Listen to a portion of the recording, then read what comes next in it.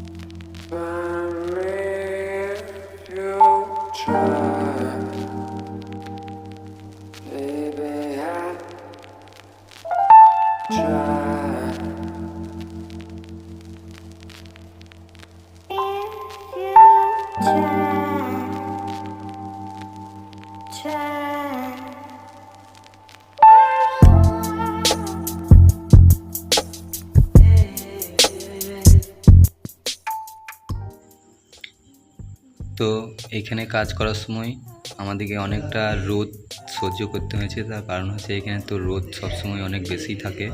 তো আমরা যখন বাইরে কাজটা করছিলাম তখন একটু রোদ বেশিই ছিল। তো আমাদের প্রায় কাজ শেষের দিকে। তো এটা ফাইনাল লুক দেওয়ার পর চলো দেখা যাক কেমন লাগছে। তো আমাদের মোটামুটি কাজ কমপ্লিট হয়ে গেছে ফাইনাল। তো কেমন হয়েছে বন্ধুরা অবশ্যই জানাবেন।